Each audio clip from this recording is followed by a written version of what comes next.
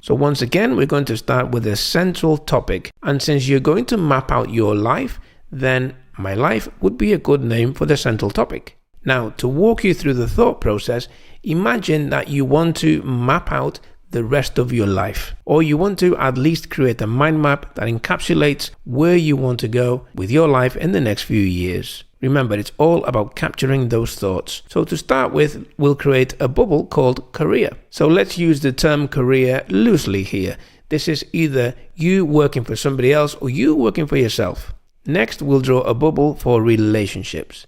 And next, we'll draw a bubble for money. Now note that these are not in any particular order.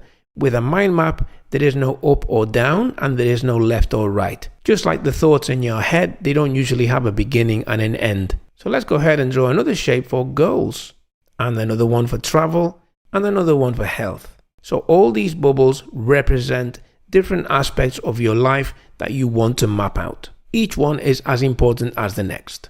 Okay, so next we're going to link all those thoughts. And next, we're going to focus on one of the bubbles, let's say, for example, career, and we're going to let the mind do its thing. And your job is simply to sit still, listen, and capture those thoughts as they come out. And you do that for each one of these bubbles. And by the way, these bubbles, in mind mapping terms, are usually called nodes. Okay, so let's go ahead and capture some thoughts. You can see that under career, I have come up with training and jobs. This is an example, of course, but let's say somebody wanted to have a career and the thought process could have been, I need to get some training first and then I need to start applying for jobs. And that's what that represents. Then for relationships, we can have love and friends. Then for money, we can have debt and savings. And of course, you can add as many nodes or sub-nodes as you want. For example, under money, you could have investments. And under debt, you could list all the types of debt that you have.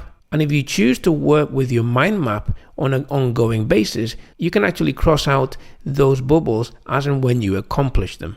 For goals, I added 2 goals. You can add as many as you want, and you can break down those goals into as many nodes or sub-nodes as you want. For travel, I added 2 nodes this year and next year. You may be more focused on travel, so this may be a bigger node for you. Then for health, I added 2 things, diet and exercise. You'll note that I've added 2 examples for each main node. And that is just to show you how to create a mind map, an effective mind map, and keep it simple at the same time.